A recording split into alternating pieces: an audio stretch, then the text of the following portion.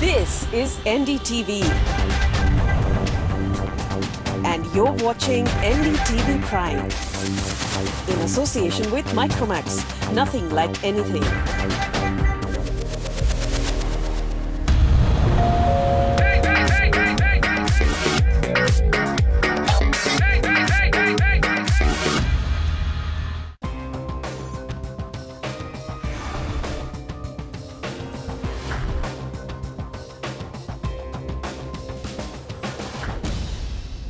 भारतीय टेलीविजन में पहली बार आपके लिए एक ऐसा शो हम लाए हैं जिसमें आपको प्रॉपर्टी के बारे में सारी जानकारी एक जगह मिलेगी। स्वागत है प्रॉपर्टी इंडिया में। नमस्कार, मैं हूं अंजलि इस्टवाल।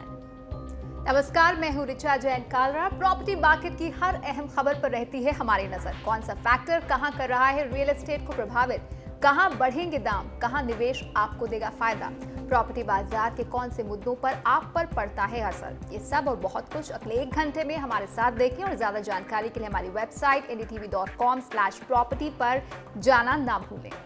24 शहरों के प्रॉपर्टी बाजार एक्सपर्ट्स की नजर में कैसे हैं, यहाँ आपको पता चलेगा। जानकारी ढूंढना भी बहुत आसान है।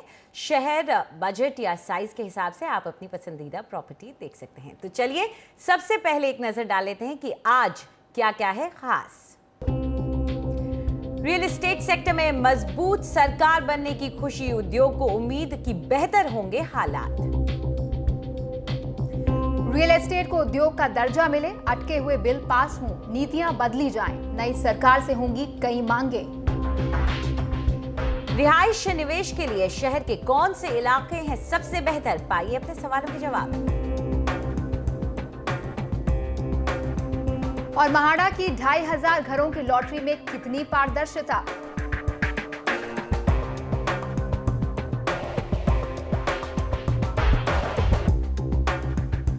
देश में बनने जा रही नई सरकार ने रियल एस्टेट बाजार में भी तेजी की उम्मीदों को हवा दी है। आज के शो में हम इस पर खास चर्चा करने जा रहे हैं कि रियल एस्टेट सेक्टर को नई सरकार से क्या उम्मीदें हैं। लेकिन उससे पहले रियल एस्टेट सेक्टर के बीते 10 सालों के उतार चढ़ाव पर हमारी खास रिपोर्ट। हमारे संवाददाता ओनितम ओझा ने रियल एस्टेट सेक्टर में 10 सालों में आए उछाल, इस सेक्टर की दिक्कतों, सरकार से हाथ लगी मायूसी और मंदी के असर का जायजा लिया।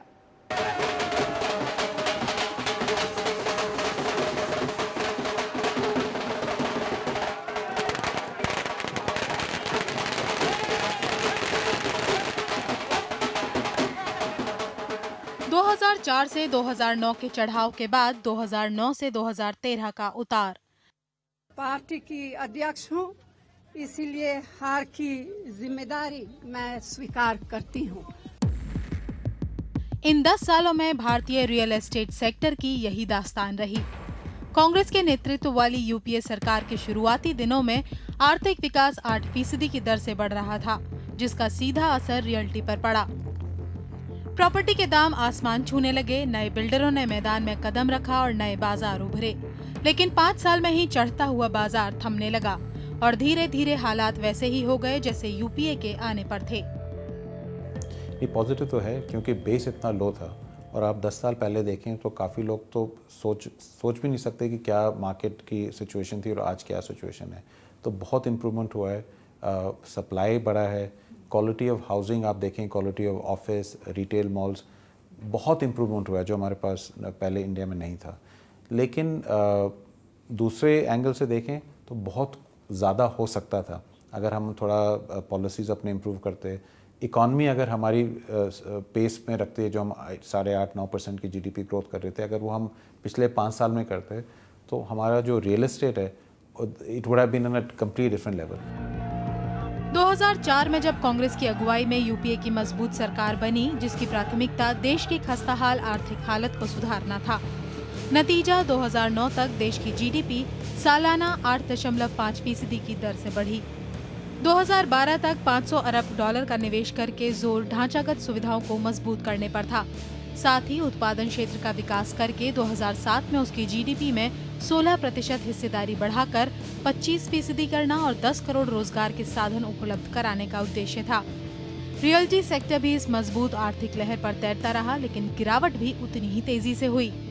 जैसे ही दुनिया भर में आर्थिक मंदी छाई और भारत में गड़बड़ टैक्स नीतियों और घोटालों की वजह से निवेशकों का विश्वास लड़खड़ाया, रियल एस्टेट के भी बुरे दिन आ गए। जनरल बिजनेस को बढ़ावा मिला और सारे मल्टीनेशनल्स, काफ़ी मल्टीनेशनल्स आए देश में और उन्होंने अपना बिजनेस बढ़ाया। उससे रियल एस्टेट या बिल्डिंग्स के लिए डिमांड बढ़ी। रकम और या निवेश जो रियल एस्टेट को चाहिए था, जो 2005 के पहले उनको लोकल सोर्सों से, लोकल इंडियन सोर्सों से नहीं मिल रहा था, वो मिलना शुरू हुआ क्योंकि ओवरसीज़ फॉरेन इन्वेस्टमेंट जब आई इंडिया में इस सेक्टर में, तो एक तरफ से रियल एस्टेट बनता चला गया, एक तरफ से डिमांड बढ़ती चली गई। 2005 भारतीय रियल एस्टेट सेक्टर के लिए शानदार साल रहा। सरकार ने इसी साल टाउनशिप्स, आवास, बिल्ट अप इंफ्रास्ट्रक्चर और निर्माण के प्रोजेक्ट्स में 100% FDI यानी सीधे विदेशी निवेश को इजाजत दे दी। इससे न सिर्फ देश के नए बिल्डरों के दरवाजे खुल गए, बल्कि निजी private equity fund, pension fund और डेवलपमेंट कंपनियों समेत कई विदेशी रियल एस्टेट निवेश कंपनियों का रास्ता भी खुल गया। उद्योग का अपना अंदाजा है कि 2005 से लेकर 2010 तक रियल एस्टेट सेक्टर में FDI 171 करोड़ रुपए से बढ़कर 13,586 करोड़ रुपए हो गया, यानी 1614 प्रोजेक्ट्स में लगभग 80 गुना उछाल। इसी साल Jawaharlal Nehru national urban renewal mission या JNNURM का भी ऐलान हुआ, जिससे रियल एस्टेट को और फायदा हुआ। दामों की बढ़त पर निगाह डालें तो 2007 और दिसंबर 2013 के बीच दिल्ली में 10.5%, मुंबई में 12.5%, कोलकाता में दिल्ली की तरह 10.5% और चेन्नई में 19.4% की जबरदस्त बढ़त देखी गई। बाकी सारी इंडस्ट्री की तरह इस इंडस्ट्री को भी ये भरोसा है कि इस स्टेबल गवर्नमेंट आने के बाद इकोनॉमी थोड़ा टर्न लेगी, इकोनॉमी ऊपर जाएगी तो लोग घर लेना शुरू कर देंगे। बैंक जो बिल्कुल फंडिंग रियल एस्टेट को बंद कर दिए वहाँ करेंगे। इंटरेस्ट रेट अगर नीचे आते हैं तो लोग भी घर के लोन लेंगे, तो घरों की सेल बढ़ेगी। जो इन्वेंट्री बिल्डअप हो गया है वो थोड़ी क्लियर होना शुरू हो जाएगी। लेकिन अर्थव्यवस्था पर निर्भर इस सेक्टर की बढ़ोतरी का ये दौर जल्द ही थमने लगा। NCR में बने मकान जो मार्च 2010 में औसतन 15 महीने में बिक जाते थे, उन्हें सितंबर 2013 में 41 महीने का समय लग रहा था। मुंबई का हाल और भी बुरा था। यहाँ ये समय सीमा 17 महीने से बढ़कर 58 महीने हो गई। हैदराबाद में 23 महीने में बिकने वाले मकान 32 महीने में बिक रहे थे। सितंबर 2013 में पुणे में ये दर 31 और बेंगलुरु में 30 महीने थी। रियल एस्टेट को एक इंडस्ट्री का स्टेटस मिल जाएगा और जो बिल पेंडिंग है पार्लियामेंट में, जो रेगुलेटर की डिमांड है, जो एक लॉन्ग स्टैंडिंग डिमांड्स हैं डेवलपर्स की, उनकी तरफ गवर्नमेंट पॉजिटिव लाइट में देखेंगी। रियल एस्टेट में इतना उतार चढ़ाव शायद ही कभी आया हो। कभी तो प्रॉपर्टी पर सालाना 25% मुनाफा मिला और कभी ना के बराबर। अब सभी नई सरकार की तरफ देख रहे हैं कि वो ऐसी कौन सी दिशा देती है जिससे रियल एस्टेट सेक्टर फिर से खुशहाल हो जाए। नई दिल्ली से ओयंतम ओझा सिन्हा की रिपोर्ट, NDTV। नई सरकार, नया दौर, नई उम्मीदें, इस पर चर्चा करने के लिए हमारे साथ हैं आशुतोष लिमय, जो कि हेड हैं research and real estate intelligence service JLL India के। इसके अलावा अंशुमन मैगजीन भी हमारे साथ जुड़ रहे हैं। वो CMD हैं CBRE south Asia private limited के। और हमारे साथ स्टूडियो में मौजूद हैं रोहित राज मोदी, जो कि डायरेक्टर हैं आशियाना होम्स प्राइवेट लिमिटेड के, और साथ ही में ऑफिशिएटिंग प्रेसिडेंट हैं क्रेडाई NCR के। तो शुरुआत में आपसे करना चाहूँगी रोहित, क्योंकि सबसे पहले जो बात आती है वो डेवलपर्स की ही आती है। तो अगर हम आपसे पूछना चाहें कि आप नई सरकार से कुछ उम्मीदें रखते हैं, तो वो कौन सी उम्मीदें हैं? कि पहली बात तो जैसे पूरा देश बहुत खुश है, क्रेडाई एज अ बॉडी भी काफ़ी खुश है कि फाइनली एक स्टेबल और स्ट्रॉन्ग गवर्नमेंट मिलने की उम्मीद है यहाँ पे हमारे को। रियल एस्टेट की जो सबसे बड़ी समस्या है वो है कि यहाँ पर 40 से ऊपर परमिशन लेने पड़ते हैं एक प्रोजेक्ट को चालू करने में, जिसके कारण 2 साल, 2.5 साल, 1.5 साल टाइप का टाइम डिले लग जाता है। और उस डिले का नतीजा होता है करप्शन, बढ़ती हुई इंटरेस्ट की कॉस्ट। वैसे भी रियल एस्टेट में फंडिंग, फाइनेंसिंग जो है वो सस्ती नहीं मिलती और इंडस्ट्रीज़ के मुकाबले में। तो हमारी सबसे जो क्रिटिकल रिक्वायरमेंट है वो ये है कि यहाँ पे एक सिंगल विंडो क्लियरेंस का सिस्टम होना चाहिए।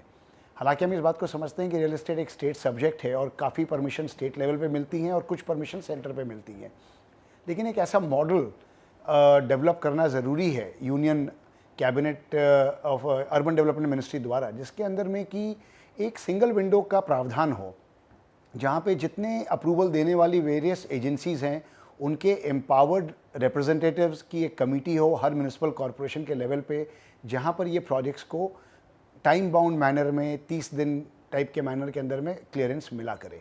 अगर ऐसा होता है तो अपने आप ही जो डिले आज है डिलीवरीज में, बढ़ती हुई कॉस्ट है, उन पे काफ़ी प्रभाव पड़ेगा। आप कह रहे हैं कि सिंगल विंडो क्लियरेंस से जो डिलेज होते हैं वो कम होंगे, प्रोडक्शन कॉस्ट में जो बढ़ोतरी होती है उस पर भी लगाम लग सकेगी। लेकिन अगर हम इसके दूसरे पहलू पर नज़र डालें, अंशुमन आपसे जानना चाहेंगे, यहाँ पर बहुत सारे सुधारों के साथ साथ बदलावों की भी मांग हो रही है। जैसे लैंड एक्विजिशन एक्ट हाल में सरकार ने जाते जाते पास किया, उसमें एक बड़े स्तर पर बदलाव की मांग CII ने भी रखी है, क्रेडाई भी रख रही है।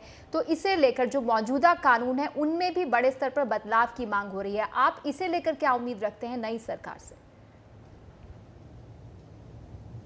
बिल्कुल वो बदलाव आना चाहिए। लैंड एक्विजिशन बिल मेरे हिसाब से ऐसा बिल है जो not only real estate development के लिए एक डेटरेंट है, लेकिन इंडस्ट्री के लिए भी, किसी को अगर कोई बड़ा मैन्युफैक्चरिंग यूनिट लगाना है उसके लिए भी प्रॉब्लम है। तो इसको डेफिनेटली फिर से देखना चाहिए कि लैंड एक्विजिशन बिल ऐसा ना बने कि लैंड एक्वायर करना ही मुश्किल हो जाए, लैंड की कॉस्ट और बढ़ जाए जो कि ऑलरेडी हाई है। सो सर्टनली इसमें अर्जेंटली देखना चाहिए कि लैंड एक्विजिशन बिल का क्या कर सके। इसके बाद रेगुलेटर बिल है जो कि बैलेंस्ड होना चाहिए। We do need a regulator bill to protect the consumer, लेकिन अभी जिस फॉर्म में रेगुलेटर बिल है वो बैलेंस नहीं है। ये भी देखना होगा कि डेवलपमेंट करने के लिए क्या क्या प्रॉब्लम्स आती हैं। रोहित ने एक मेंशन किया अप्रूवल प्रोसेस, तो जब तक ये अप्रूवल प्रोसेस सिंपल नहीं हो जाता, ट्रांसपेरेंसी नहीं आती, तो लैंड जो रेगुलेटर बिल है that will be again a deterrent for the business. और एक और जैसे रीट लेजिस्लेशन है जो अभी गवर्नमेंट में है, जो कि काफ़ी एडवांस स्टेजेस में है, उसको फास्ट ट्रैक करना चाहिए, वो लाना चाहिए। तो डेफिनेटली जितने भी ये लेजिस्लेशंस और जो गवर्नमेंट के पॉलिसीज़ हैं, इसमें तो मेरे हिसाब से कम टाइम में चेंज लाया जा सकता है। बिसाइड्स दैट जो सबसे बड़ी expectation as far as I की besides the policies is key infrastructure के प्रोजेक्ट्स का इम्प्लीमेंटेशन। बहुत सारे इंफ्रास्ट्रक्चर प्रोजेक्ट्स हैं, फंडिंग भी ऑलमोस्ट इज देयर, हालांकि और फंडिंग चाहिए होगी, लेकिन जहां पहले इंडिया ने लैग किया है इम्प्लीमेंटेशन में। तो अब जब हमारे पास एक स्ट्रॉन्ग गवर्नमेंट और स्टेबल गवर्नमेंट की बात चल रही है, I think the test will be implementation of these projects in a timely manner। और अगर ये प्रोजेक्ट्स इंफ्रास्ट्रक्चर के इम्प्लीमेंट होते हैं, चाहे वो कनेक्टिविटी हो थ्रू रेल और हाईवेज, पावर है, वाटर है, एट्सेट्रा, इससे लैंड की सप्लाई बढ़ेगी डेवलपमेंट के लिए, जो कि रियल एस्टेट सेक्टर के लिए अच्छा होगा। प्लस इंडस्ट्रियल इंफ्रास्ट्रक्चर को इम्प्रूव करें, जहाँ की इंडस्ट्रियल कॉरिडोर्स बन रहे हैं, अगर वो इम्प्लीमेंट हो फास्ट, तो मैन्युफैक्चरिंग जो इंडिया को चाहिए इस टाइम, कि ज़्यादा मैन्युफैक्चरिंग कंपनीज बाहर से भी इंडिया की और इंडिया से भी आए, जो कि जॉब क्रिएट करेगी। So it be good for the industry also. तो लिस्ट तो बहुत लंबी है, बट आई थिंक ये policies, infrastructure and last of course is interest rates. Real estate needs long term capital eight competitive cost. अभी housing loan के interest rate बहुत high हैं, डेवलपर्स और डेवलपमेंट के लिए जो फंडिंग आती है that is scarce and high. I know कि अभी शॉर्ट टर्म में इसको इंटरेस्ट रेट लाना बहुत मुश्किल होगा नीचे, क्योंकि इन्फ्लेशन हाई है, but medium to long term goal government का होना चाहिए कि कैसे इंटरेस्ट रेट्स को नीचे लाएं, because that will be the biggest trigger for demand in the real estate industry, और उस and will be the biggest trigger to really take the real estate industry to the other level. जी, तो लोगों को घर खरीदने के लिए भी थोड़ा प्रोत्साहित करने की ज़रूरत है। लेकिन आशुतोष, आपसे ये जानना चाहेंगे कि इंफ्रास्ट्रक्चर, जैसे कि अंशुमन ने भी कहा, बहुत ज़रूरी है, और जहां हमने देखा है पहले भी बीजेपी ने अपने मैनिफेस्टो में, और जो उसने कहा था कि हम करेंगे, उसमें ये बातें गिनाई हैं कि हाईवेज़ पे ध्यान दिया जाएगा, इंडस्ट्री कॉरिडोर्स पे ध्यान दिया जाएगा, और साथ ही कुछ नई सिटीज़ बनाने पे ध्यान दिया जाएगा। आपको क्या लगता है, क्या एक सरकार जो इस वक्त सरकार बनाती है, वो ऐसे इकोनॉमिक सिनेरियो में इतनी सारी प्रॉमिसेस को डिलीवर कर पाएगी? अंजलि, मेरे हिसाब से सरकार की जो इंटेंशंस है और जो रोड मैप वो बना रहे हैं वो बिल्कुल सही है। हमें उनको पर्याप्त समय भी देना होगा to deliver what they are promising. Rohit और अंशुमन ने जो कहा, मैं उसमें दो चीज़ें और जोड़ना चाहूँगा कि नरेंद्र मोदी जी गुजरात राज्य के 12 साल मुख्यमंत्री रह चुके हैं और काफ़ी असर्टिव मुख्यमंत्री रह चुके हैं। तो ये जो सेंटर और स्टेट का जो कोलैबोरेशन का जो मामला है, वो बेहतर समझते हैं। और जैसे रोहित ने कहा कि रियल एस्टेट रिलेटेड काफ़ी सारी चीज़ें स्टेट सब्जेक्ट होती है, तो सेंटर एक पर्टिकुलर लेवल तक ही उस पर इंटरफेयर या गाइडेंस दे सकता है। लेकिन अगर अलग अलग राज्यों के मुख्यमंत्रियों के साथ एक अच्छा कोलैबोरेशन ये नई सरकार अगर बना पाती है तो काफ़ी समस्याएं सुलझाने में मदद मिलेगी। ये एक बात हुई। दूसरी बात यह है कि जीएसटी, आई थिंक ये काफ़ी बड़ा गेम चेंजर हो सकता है, क्योंकि जीएसटी यदि इम्प्लीमेंट हो जाता है और इसमें भी स्टेट चीफ मिनिस्टर्स का काफ़ी सहयोग चाहिए होगा सेंट्रल गवर्नमेंट को, तो मैं ये समझता हूँ कि जो सरकार का जो प्रोग्राम है नई सिटीज़ की डेवलपमेंट और डेवलपमेंट को नए नए एरियाज़ में ले जाना, उसमें काफ़ी मदद मिलेगी, क्योंकि इससे डिस्ट्रीब्यूशन सेंटर्स बनेंगे, कोल्ड स्टोरेज फैसिलिटीज़, लॉजिस्टिक्स, ये एक नया सेक्टर खुल जाएगा और ये टियर 2 सिटीज़ के लिए काफ़ी फ़ायदेमंद साबित होगा। और उसके साथ साथ जो एम्प्लॉयमेंट जनरेट होगी उससे रियल इस्टेट को भी अच्छी खासी मदद मिलेगी।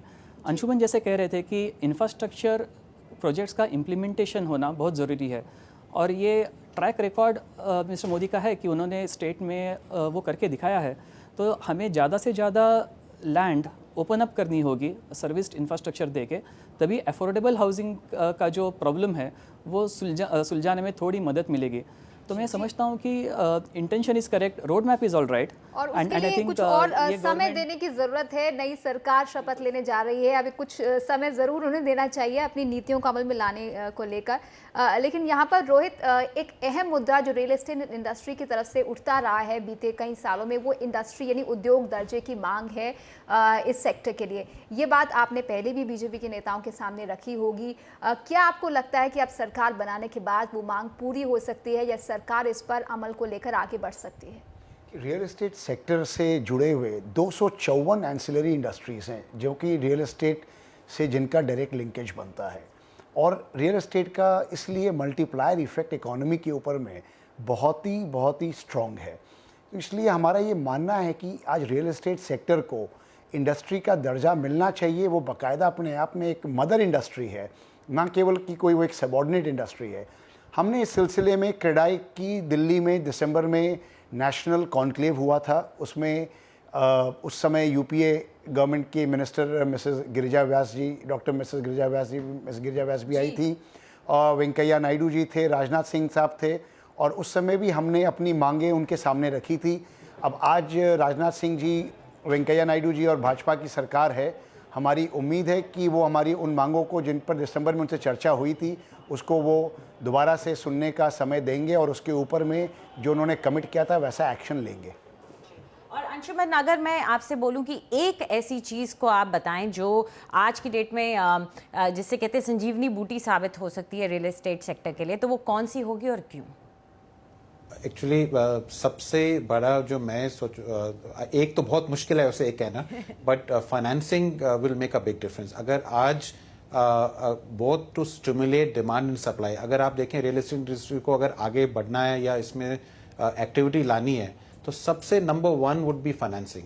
अगर हम इंटरेस्ट रेट नीचे कम करते हैं तो उससे डिमांड बढ़ता है हाउसिंग साइड में, और अगर डेवलपमेंट के लिए आपको चीपर लॉन्ग टर्म फाइनेंसिंग मिलती है, that will encourage more development. So I would say financing is number 1, and at par I would say infrastructure का कोई सब्स्टिट्यूट नहीं है। और अगर मेरे पे दोनों की चॉइस हो, maybe I will put both at par, infrastructure and financing. जी, देखते हैं कि मोदी जी किस तरह से अपनी नीतियों को आगे बढ़ाते हैं। आखिरी सवाल आशुतोष आपसे, एनवायरमेंटल क्लियरेंसेस एक बड़ा मुद्दा रहा है रियल एस्टेट के साथ, इंफ्रास्ट्रक्चर के साथ, और मोदी इस बात को उठाते भी रहे हैं। उन्होंने पिछले एनवायरमेंट मिनिस्टर पर इसे लेकर सवाल भी उठाए थे। क्या आपको लगता है कि ये मुद्दे इस सरकार की प्रायोरिटी में हो सकते हैं जिससे रियल एस्टेट को फायदा हो? बिल्कुल प्रायोरिटी में हो सकते हैं, और एनवायरमेंटल क्लियरेंस ये अपने आप में एक महत्वपूर्ण मुद्दा है और उसको नज़रअंदाज नहीं किया जा सकता। मैं लेकिन 3 चीज़ें मैं कहूँगा कि ये गवर्नमेंट डिलीवर करेगी ऐसी मुझे उम्मीद है। एक है स्पीड, दूसरा है इनोवेशन, और तीसरा है क्लैरिटी इन पॉलिसीज़। तो आई थिंक जैसे कि मोदी जी ने कहा है कि कोई रिट्रोस्पेक्टिव पॉलिसी चेंज वो नहीं करना चाहेंगे, और हर एक क्लियरेंस सिस्टम को एक टाइम बाउंड टास्क यदि वो दे पाते हैं तो एनवायरमेंटल क्लियरेंसेस भी उसी का एक पार्ट है। और मैं ये समझता हूँ कि ये बहुत ही इम्पॉर्टेंट क्लियरेंस स्टेज है। वो भी अगर टाइम बाउंड मैनर में उसका हल निकाला जाए तो आई थिंक रियल इस्टेट के लिए वो बहुत बहुत ज़्यादा फ़ायदेमंद साबित होगा। बहुत बहुत शुक्रिया आशुतोष, अंशुमन और रोहित आपका हमारे स्टूडियो में आने के लिए और इस चर्चा में हिस्सा लेने के लिए। लेकिन एक बात तय है कि मोदी सरकार बन जाने के बाद कुछ समय देने की ज़रूरत है, और क्योंकि किसी भी सरकार के पास जादू की छड़ी नहीं होती। जी हाँ, फिलहाल वक्त है एक छोटे से ब्रेक का, लेकिन उसके बाद प्रॉपर्टी खरीदने और बेचने की आपकी सारी उलझनें हम सुलझाएंगे। देंगे आपके सवालों के जवाब, बताएंगे कि कौन से शहर में कौन सी प्रॉपर्टी है हॉट। तो बने रहिए प्रॉपर्टी इंडिया पर।